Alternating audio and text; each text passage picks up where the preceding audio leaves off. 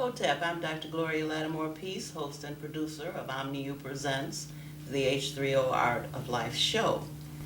Today's show is about a woman who is so great that we cannot describe her except to say that she is unlike anyone that any of us have ever met. And the us to whom I refer are seated here with me, and the woman to whom I refer is our ancestor, the late Dr. Margaret Taylor Goss Burroughs. We are going to serve today as a living archive to talk about her, our relationship with her, and whatever else we can bring to the general public that will be of some benefit in getting to know her in the way that we knew her. My guests today are Attorney Lawrence E. Kennon, alleged retiree, Diane Dinkins-Carr, President and CEO of the Southside Community Arts Center, Dr. Carol Adams, President and CEO of the DuSable Museum of African American History, Professor Robert T. Starks, Professor of Political Science at Northeastern Illinois University's Jacob Carruthers Center for Inner City Studies, and Faheem Majeed, who is Executive Director of the Southside Community Arts Center. We will open our program with what I'm calling opening statements from each of the guests here, and then we will exchange a dialogue. But I want to begin with Dr. Carol Adams, because Dr. Carol Adams and I share a history that doesn't go back as far as my history with Dr. Margaret Burroughs, because Dr. Margaret Burroughs was my high school art teacher. But Carol Adams was one of my professors at Northeastern Illinois University's then Center for Inner City Studies, now Jacob H. Carruthers Center for Inner City Studies. And so I feel that I've come full circle, because one of my earlier sojourns in education was with Dr. Burroughs, and my almost final sojourn was with Dr. Adams. So Dr. Adams, even though you can have to take some blame for what I have grown up to be, I want you to talk about your relationship with Dr. Burroughs within and without your position as director, as president and CEO of DuSable Museum. My pleasure. I want to say that as a child professor, having you in my class was a wonderful thing, and I think you've turned out well. And it's an honor to sit here today and talk about Dr. Burroughs, because her impact in the city of Chicago and throughout the world has been so considerable. I met her when I first came to Chicago. I was one of those that went to her home excited to see the artifacts and the things that she'd collected from Africa. At various points in my career, we would intersect. She was always so supportive and always such a mentoring spirit. She was willing to share herself with everyone. Her ego just didn't exist. What existed was her love for her people, her clear focus on the importance of developing our people, on celebrating ourselves and our heritage, our history, and our culture. And she had enough room in those arms for everybody. It didn't matter if you were formally her student in her class, or whether you were someone she encountered and she waited for the bus, or whether you were someone in Statesville who happened to be the recipient of her wonderful teachings there. She was open. She was direct. She was forceful. So to me, she was an exemplar. You know, someone I knew I wanted to be like. Never did I imagine that I would be at her museum as president and CEO. You just never know how things turn out. But once I got there, I felt like, wow, this is where I belong. And she felt good about it, and so did I. She said, I know you're going to keep my institution going, because she knows I like to raise money, and I like administration, and I like art too, so it all just worked. So I really am glad I had a year of this with her, because it's helped my resolve to be even more relentless about trying to keep and grow this wonderful legacy of hers. Thank you so much, and I'm just going to follow the lead of doing ladies first, gentlemen, if you don't mind. Right. And of course, I want to go to Diane Dinkins-Carr and tell her a little known story about the Southside Community Arts Center.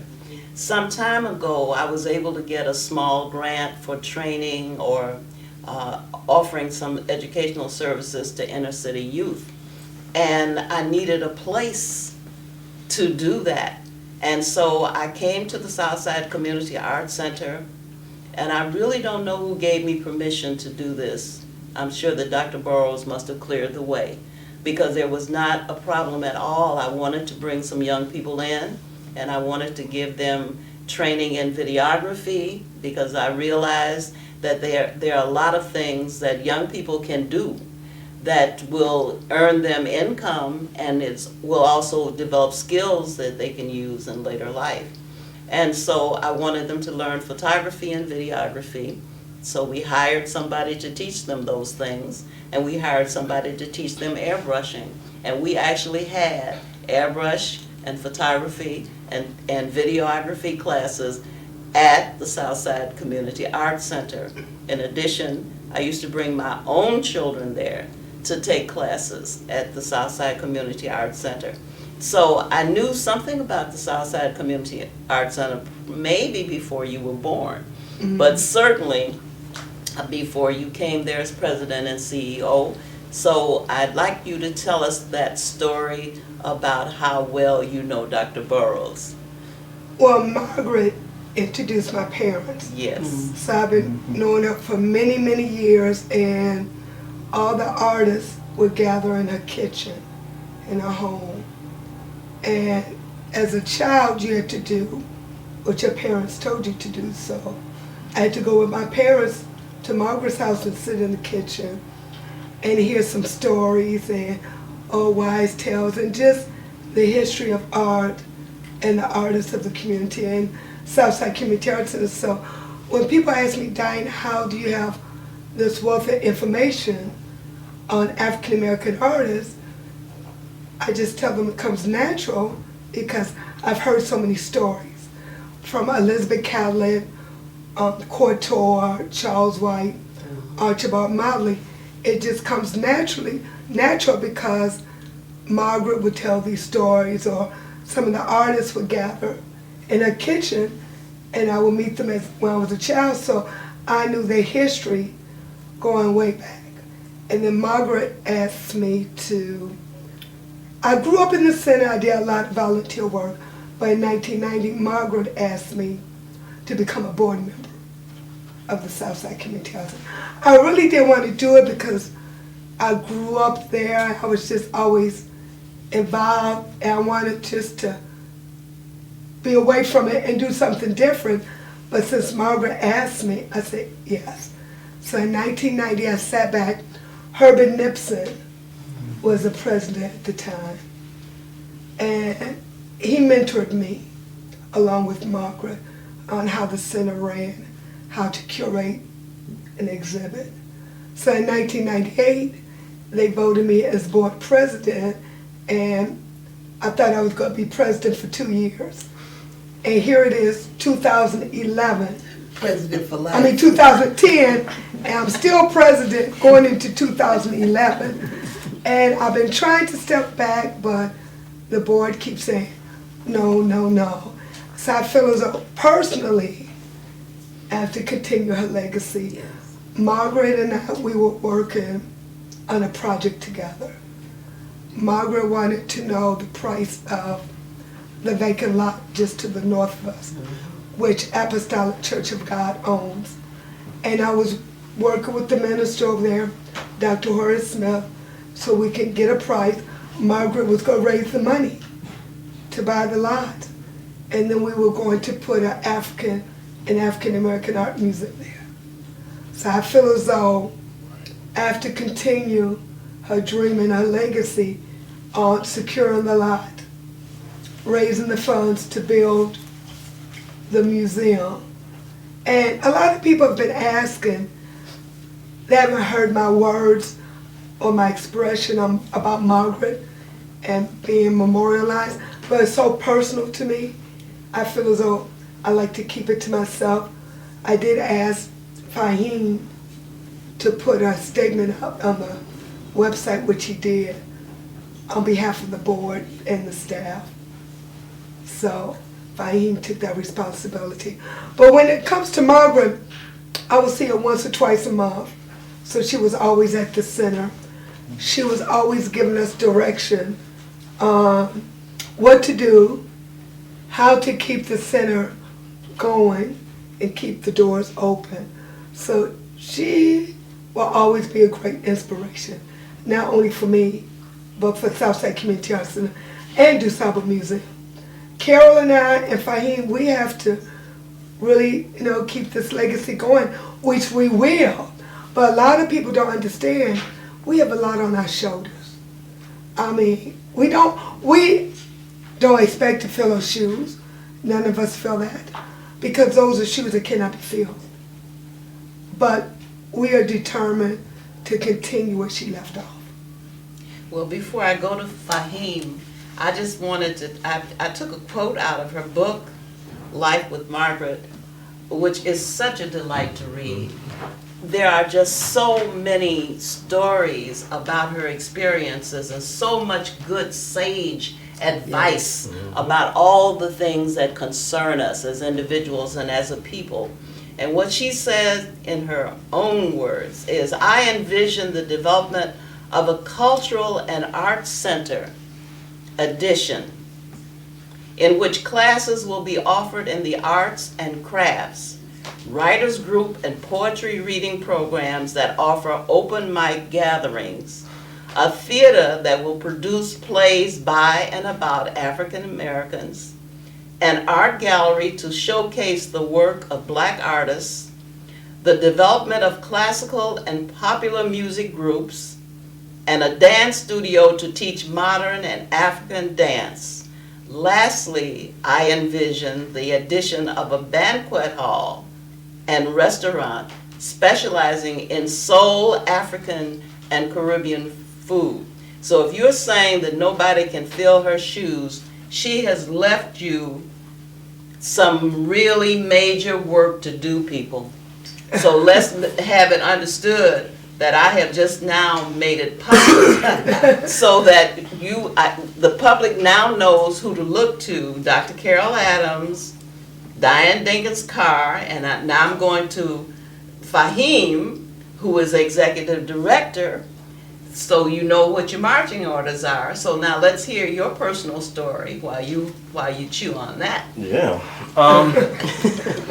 First, I'm privileged to be here. Dr. Burroughs, obviously, I had a more recent relationship with Dr. Burroughs coming to Chicago. After studying at Howard University, I studied about Southside Community Arts Center for a couple of years. Being the student that was more into, was an experiential learner. I was often the student that fell asleep in the back of the class during history. But the thing, I had my test about the Southside Community Arts Center and Dr. Burroughs, but what didn't quite come alive for me until I came to Chicago for love. So I came to Chicago looking for love. My girlfriend, eventually we married, but I didn't have any family, didn't have any resources, didn't know anyone. So the artists at Southside Community Arts Center reached out to me and said, this is where you come. You come to Southside Community Arts Center to find home. And I fell in love with the space. I had an unofficial residency there for a little while. And then eventually that turned into volunteer, which turned into curator, which turned into acting executive director, now executive director. First thing I did becoming curator was start to study the history of the center and Southside Community Arts Center. And that's where I learned about Dr. Burroughs. I learned about Timmy Black. I learned about all these amazing people, but what was different from that classroom was that it was a living history. So what I became was a sponge. I just sat and listened. Dr. Burroughs was a beacon. Dr. Burroughs was the reason why these institutions were able to be created and survive so long. And the more and more I work at Southside Community Arts Center, kind of cultivating the direction and the growth of the institution, the more and more I lean back on Dr. Burroughs' lessons for life, specifically about making arts accessible, humility, about expansion of the institution, and things along those lines. Recently, she has become my road buddy, in that I would drive her around and I would sit in on her interviews, which were many people coming from all over the world would come, and I would suggest, rather than making her move around the city, just to come across the street to the Southside Community Arts Center from where she lived. So often I would sit in on those things, and I was just amazed at just how brilliant a woman she was, and how a lot of her concepts and ideas not only focus in the African American community and some of the institutions she belongs in, but they also relate to a lot of these other things, whether it's contemporary art practices, institution building, in education, and also information education. So, I mean, Dr. Burroughs, that book, I made my son read that book this summer, and he sat on the steps at this summer and read that history, Life with Margaret, and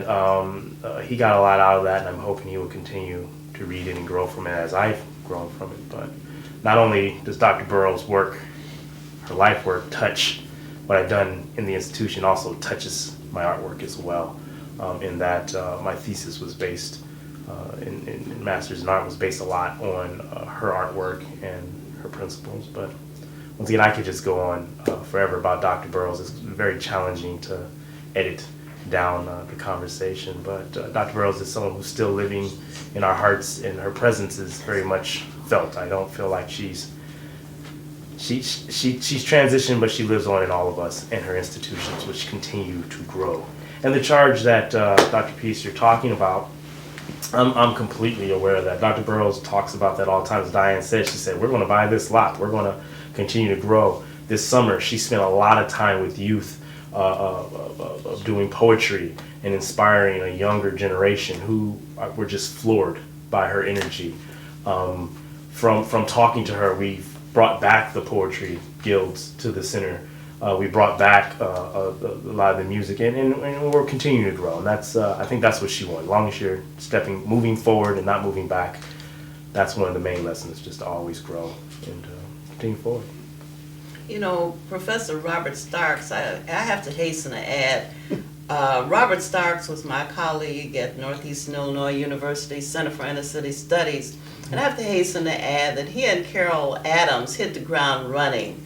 When they grew up, they went out of high school and went to college and got degrees and went off and became professionals. I stopped by a marriage and a half a dozen children. And so when I showed up at the Center for Inner City Studies at Northeastern Illinois University, they had been around for a good while doing the kinds of things that I was now trying to learn to do, because becoming a public school teacher taught me one thing, and that was that I didn't know how to teach my own children. So I had to come to the Jacob H. Carruthers Center for Inner City Studies so somebody could teach me how to teach.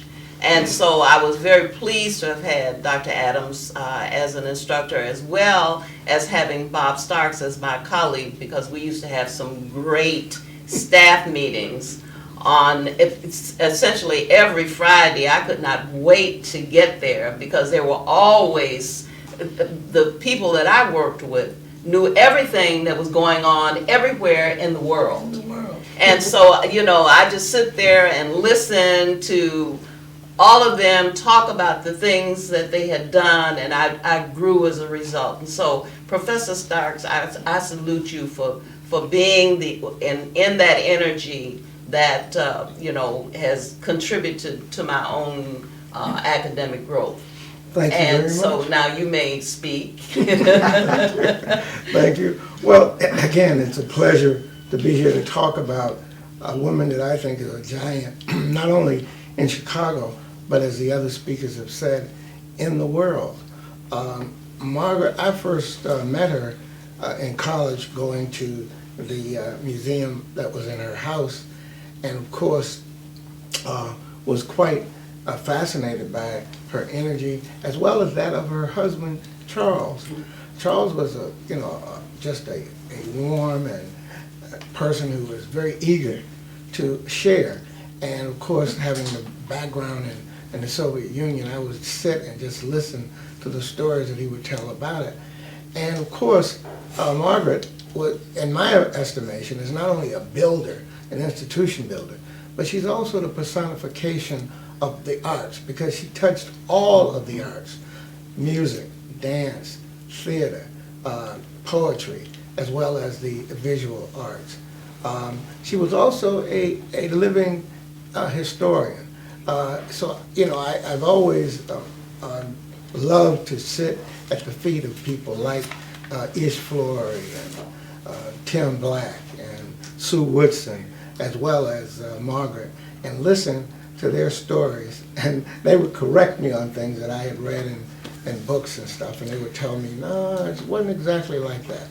And of course, their connection with the movement, it goes all the way back to the 30s, and they told me all kinds of stuff that corrected my impression, which came primarily from reading books by people who just simply studied it, but these people lived it. So she to me represents a historical legacy, a humanitarian, because she was extremely human. She visited prisoners. She was at the Art Center when I came on the board.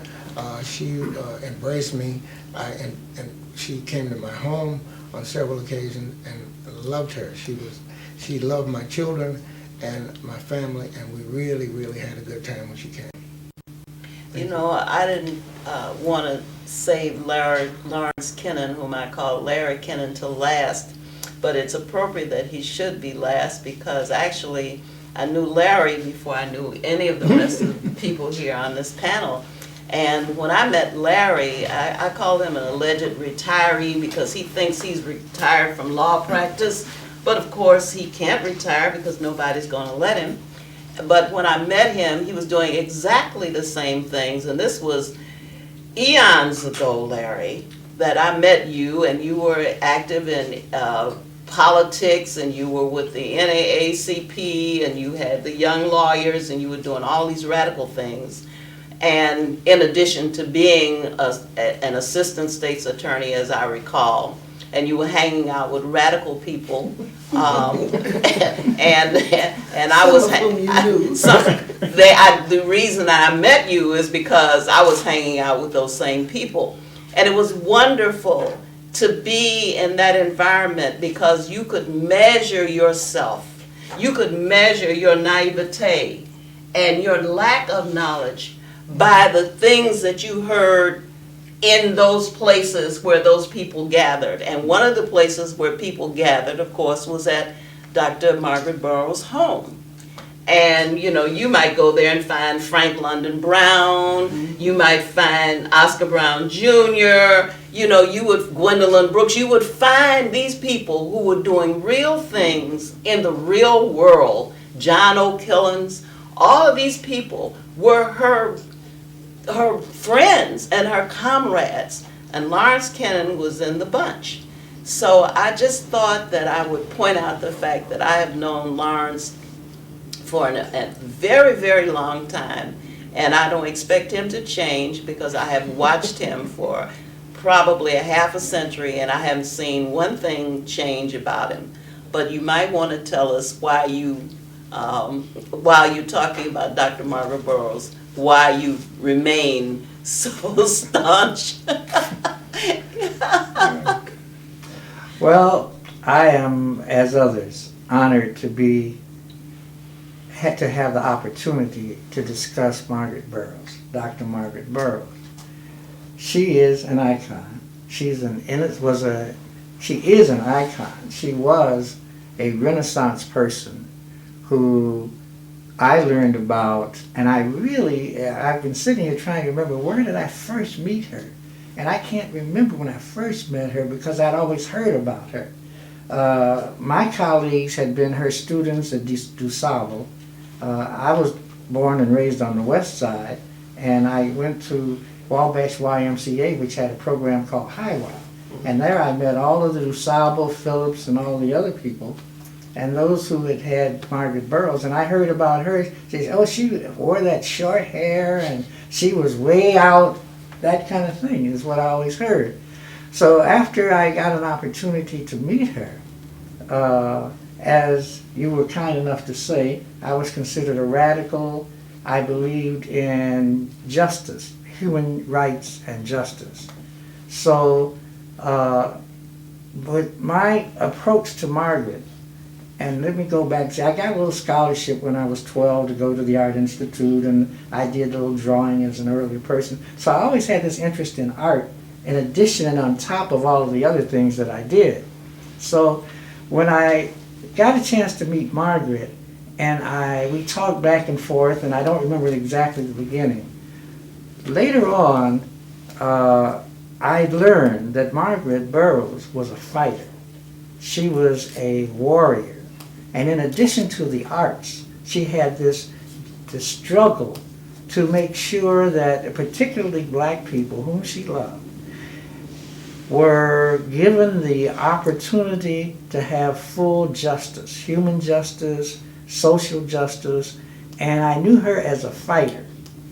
So I had this great admiration for her. Then I knew about her different arts, and she was a humanitarian, as they said, but she was could teach humanities because she was a living humanities object herself. Now, one of the greatest bits of pride I ever had was when Margaret came to me after her lawyer, who she had named Lemuel Bentley, who some of you know, who's a fine person, he passed away. So she called me up and said, Mr. Kennon, I want to come by and talk with you. Well, you know, by all means. So she comes through and she said, you know, I've been looking for a lawyer and I just can't have any lawyer. I need someone who thinks like me, who shares my vision and my spirit, and you're the only person that I know who really has that spirit. So I want you to be my lawyer. That was the greatest compliment that I had ever had because I had been looking up to her so much. And she said how she respected me. And I said, wow.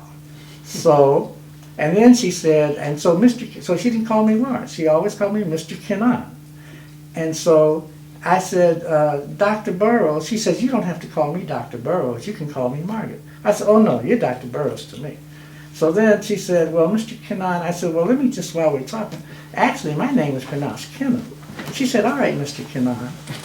And from then on, I never corrected her. And over all these years, if you ever were where she was with me, she said, Mr. Kennon.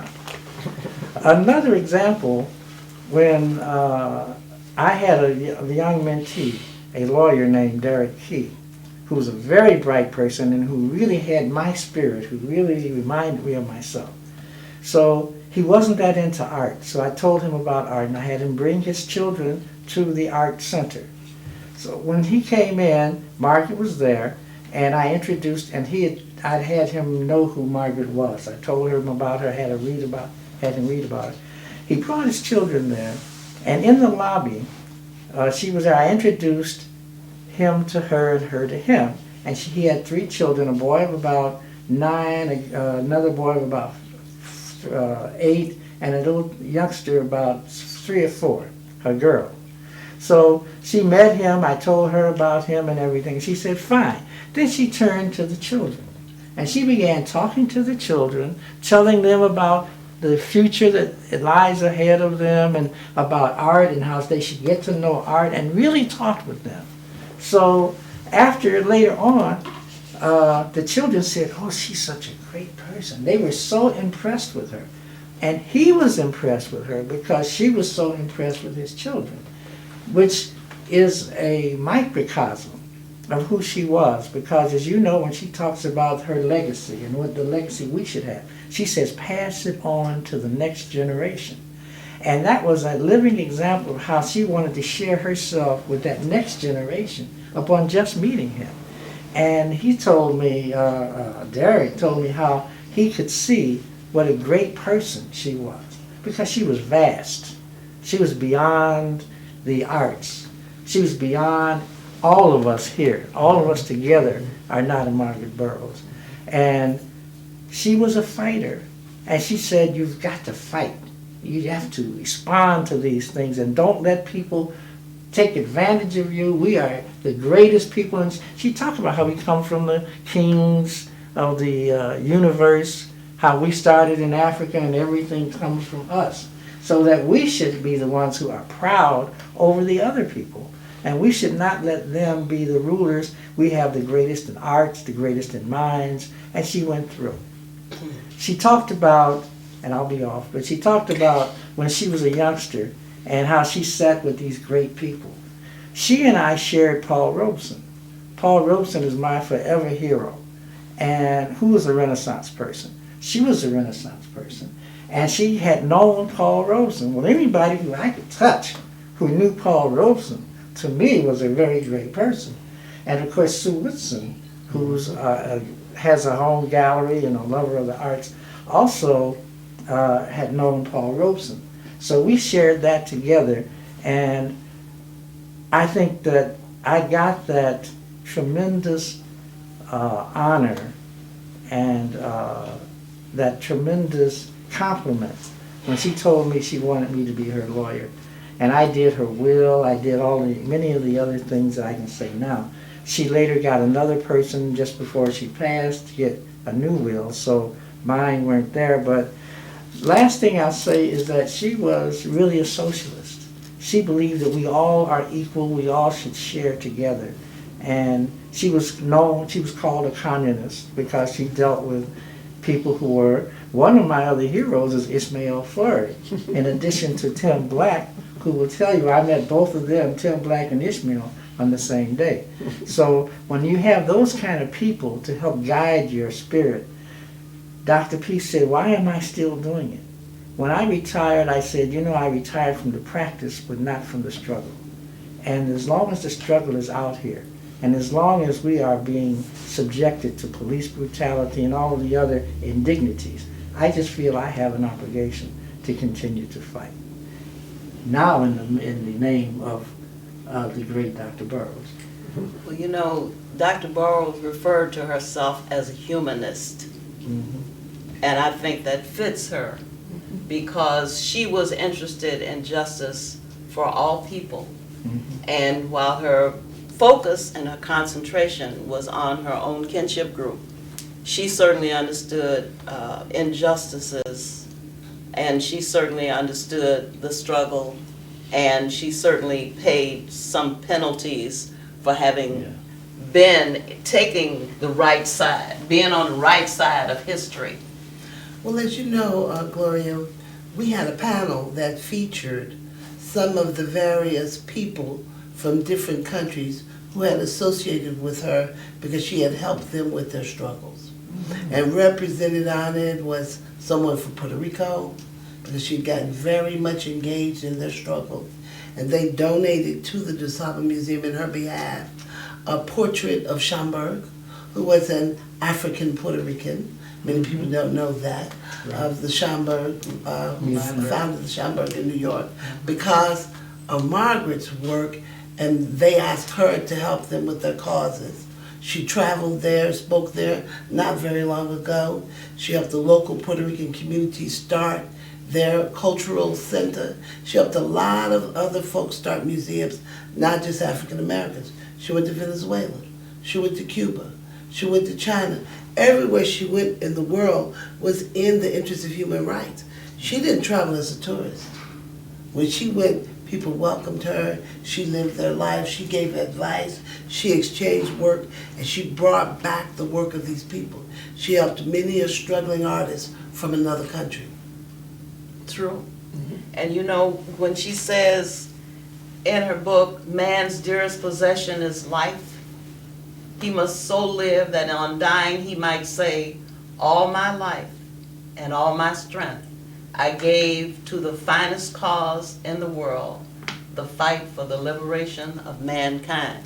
And this is the common chord we have here. Mm-hmm. That Dr. Burroughs, the thing that you like, or I like so much about reading her book, was I found so many places in which she spoke for me.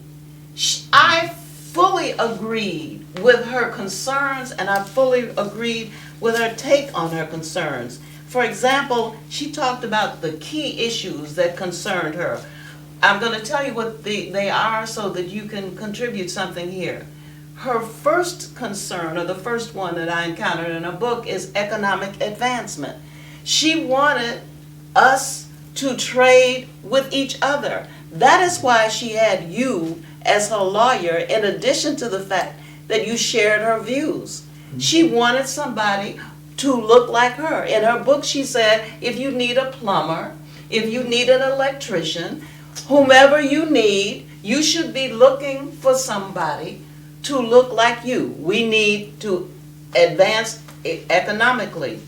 She was very concerned about African American males in prison, and I'll be talking about that in the next panel with Reverend Dr. Helen Sinclair. And then she was very interested in what she called the quest to recover normal self-pride. And she had a lot to say about the standard of beauty to which African American women aspire. That is not our own standard. It's not self-affirming. That's not self-affirming, and she talked about how she too went through that, and how she had to be told about the beauty of her own hair in Mexico. That someone, on a day when she did not do the hot comb piece, she was complimented. And she was kind of surprised about that, because she had been so criticized about this particular thing. And she talks about that at great length, that African American women should be proud of their own natural beauty, and that black people as a whole should be looking toward becoming independent economically. Now, what say you about this? Certainly, you got an institution that you've got to grow that institution. You've got to expand yours. You're on the board, Bob. You're the executive director, Faheem. You're on the board, Larry. What's up? What are we going to do? What's the direction that must be taken? Well, in spite of the economy the way it is, we've got to stick together. We've got to grow our own. That's why she was involved in many of the economic movements in the city and in the nation that said, buy your own, employ your own people. She was that kind of person. She talked about the fact that she, and along with Tim and Ish, were fighting back in the 40s on don't buy where you can't work movements and stuff. So she was always in that movement. The other thing I just wanted to reflect on what Lemon said about her relationship with children. She charmed every little child that she came in contact with. My children would sit and just listen to her attentively, because she focused in on them and they responded in kind. She was a very kind and loving person who could tell stories on end, and the children really, really liked her. And she talked to the children about their history and about their culture. She didn't. And about what they could be. And what they what their legacy could be. Right. But we need to understand her concerns for her vision. She said, I have a vision, I have a dream. She wrote a poem to that effect. And she has set forth the kinds of things that she wants to see in those institutions. And I thought it was so beautiful that rather than having a funeral in a church, that actually she had built her own institution where she could be memorialized in the way in which she lived, which is just unheard of. Most people, know that as she called the fading sunset of their days, most people know that they are going to need some ritual at the end of their lives. But to think about the fact that what you're doing is your own eulogy, it's your own obituary, and there's very little we can add. Carol has said that it will take 7 people to just do the work. Just to do her work. Okay. Just to Name do the her 7 work. people we gotta find. Well, first of all, you gotta find somebody willing to go to Statesville Penitentiary and other institutions every week, whether they drive or not, catch a train, go there religiously, no matter what, and teach art and teach poetry and teach living and value, because she taught something very spiritual, which is about the value of this individual whom society had cast aside. She gave people a reason to come back restored and with a sense of themselves. So you got to find somebody to do that.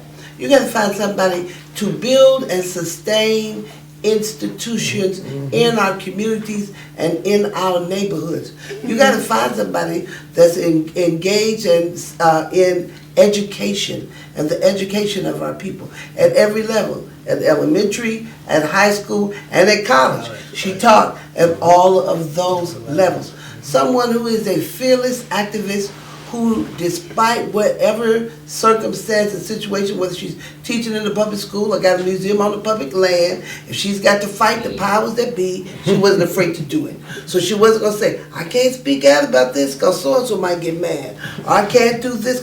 You have to find someone who brings fearlessness and a made-up mind to everything they do.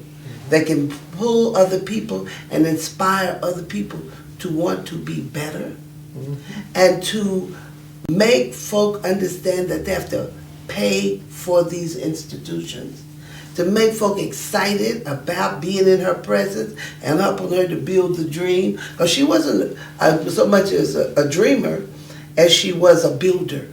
She had plans. She didn't just have dreams. There's a lot of dreamers out here.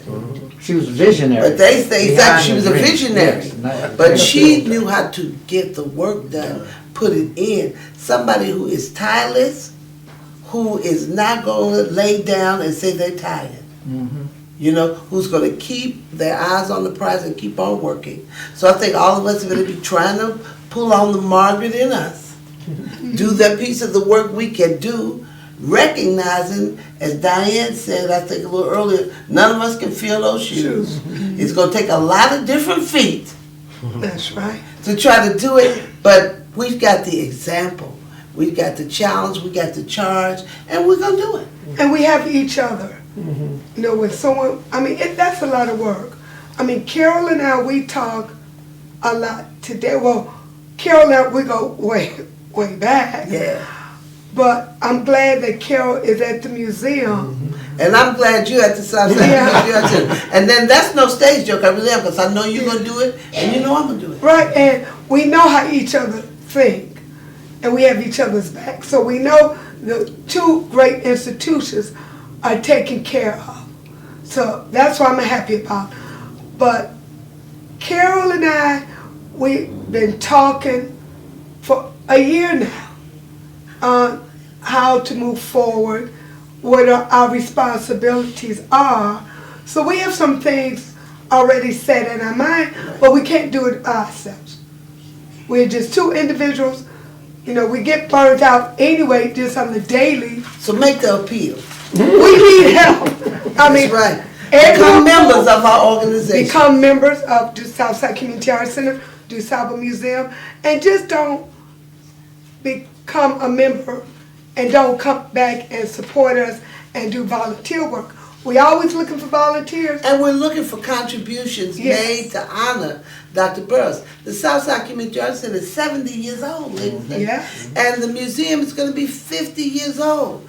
We are going to sustain these institutions of long standing. And we're involved in our campaign for our expansion. We're involved in celebrating our anniversary. And our slogan is the South Museum, 50 years in the black. So be a part of that. Help us stay in the black. By being about this, it's yours to sustain, yours to pay for. We'll accept those checks. And we're also here for you. I mean, these two major institutions are known all over the country. All over the world. All over the world, really. And both of us can go and do our own thing. But we are providing a service for you guys, for everyone, the viewers, to take advantage because we have history, we have art. And you don't find what we have to offer north of Roosevelt Road. You might think you get it north of Roosevelt Road, but you're not going to get the true story. And we have all the documentation, we have all the artwork, and we tell the truth. Amen. And as a member of the board of the Southside Community Arts Center and a member of the DuSable Museum, I appeal to you because Dr. Burroughs had a dream about expanding both institutions. Yes. And both institutions are at this moment on the brink of expansion. In fact, you should be opening your new expansion Well, pretty soon. we are just finishing the historic preservation of our new facility. Dr. Burroughs, in her wisdom, acquired the historic roundhouse in Washington Across Park. the street. It was built in 1890 by Daniel Burnham as a stable. We're engaged in a multi-million-dollar capital campaign because, as you know, to restore and preserve a historic building costs more than to build a new one. Exactly. But all of those people who love Burnham and who celebrated their Burnham centennial, we're going to give them something to really celebrate. And that is a living, breathing building with things going on in it that represent our history and culture. So we're just finishing phase one, which is all the preservation part. We're entering into our mechanical systems and then interior build-out phase. We got 3 powerful African Americans who have come on to be our capital campaign chairs. Frank Clark of Commonwealth Edison, Excellent. Jim Reynolds of Loop Capital, and Connie Lindsay of Northern Trust Bank. I'm looking for others who will join this capital campaign committee so we can raise the rest of the money and get the job done. Fantastic. I'd And that's love all to in the s- name of Margaret. I'd love to Margaret. see Margaret. Dr. Margaret Taylor Burroughs, Dr. Margaret Taylor Goss Burroughs wing of the Southside Community Arts Center. I'd love to see that, and I certainly would support the mayoral candidate who would champion that cause, because I think that would be the litmus test. Dr. Burroughs has said that we need unity. Bob, you alluded to that. Absolutely. We need to be united. We need to garner, we need to gather ourselves together and have one mind so that we can achieve the kinds of goals that it takes a community to accomplish. Dr. Burroughs will tell you quickly that she was a co-founder Yes. of DuSable Museum, a co-founder of the Southside Community Arts Center. She worked with Reverend Helen Sinclair. She always worked in cooperation with others, and she was able to achieve all that she achieved because of support that she was able to garner. So we need to understand our need for unity. We must build unity in order that we may be the builders that Dr. Burroughs was. She understood that. You know, one thing about her, and in order for us to accomplish this, is that she had no ego. She was, you know, when you meet her, in fact, Derek, who I was talking about, was saying, you know, you wouldn't think she was that great woman that you were talking about. She was like any person. So approachable. Approachable. And one of our problems, and we're not getting into a problem story here, but one of the things that hinders our getting together are separate egos that people have. Well, And as one you of said, our problems Which right is now, being played out Lawrence, right now. Yeah. one of our problems right now, Lawrence, is time. So, All right. come on, you can finish it. Okay. Just Well, make all sure I'm we saying understand. is that in order for us to do this, as you said, she says I was a co-founder. She didn't say Right. I did this. I did. There was no those- I about her. That's right. And those of us who really are concerned with human rights are not talking about I and me. We're saying right. for us, that's a community thing. And so one of the things we push in order to get this accomplished is the idea, let's drop our egos and let's work together For the and common be good. committed. For the common good. Amen. Ashe. Dr. Margaret Taylor Goss Burroughs. Sunrise, November 1st, 1917. Sunset, November 21st, 2010.